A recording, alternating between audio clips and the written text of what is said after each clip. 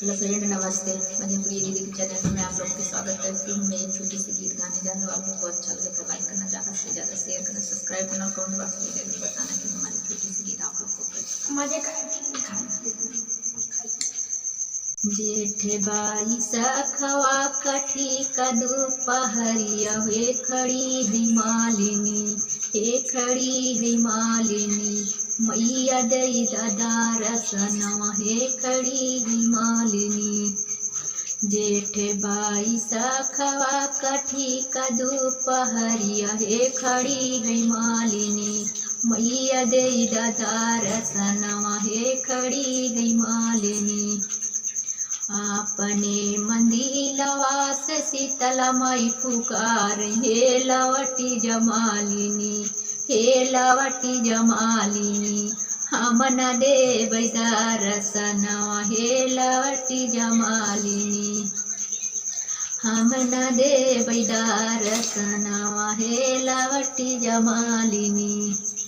जेठ बाई सखवा कठी का दोपहरिया हे खड़ी है मालिनी, हे खड़ी है मालिनी, दुर्गा मैया दई दादा रसनवा हे खड़ी है मालिनी, अम्बे मैया दई दादा रसनवा हे खड़ी है मालिनी।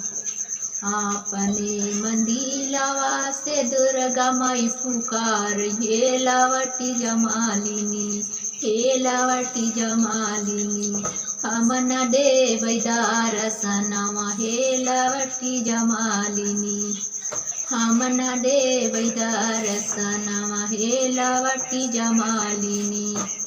जेठ बाई सखवा कठी का दोपहरिया हे खड़ा है सेवका, हे खड़ा है सेवका, डी बाबा दई दादा रसनवा हो खड़ा है सेवका, भाई ससुर बाबा दई दादा रसनवा हे खड़ा है सेवका।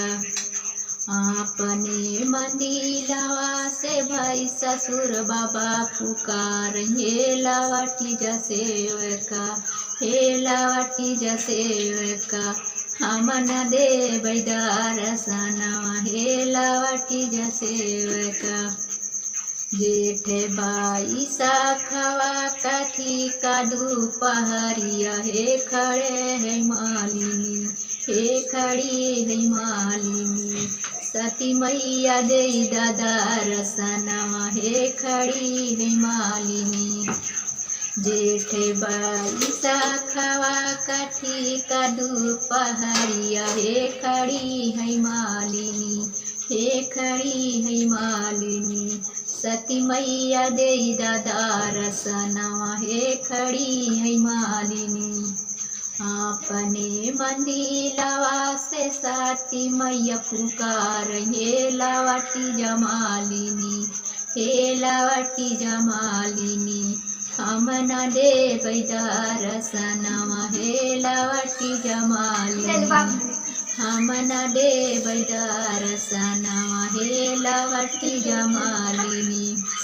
जेठ बाई सखवा कठी का दोपहरिया हे खड़ी है मालिनी, हे खड़ी है मालिनी, काली माई दई दादा रसनवा हे खड़ी है मालिनी, काली माई दई दादा रसनवा हे खड़ी है मालिनी।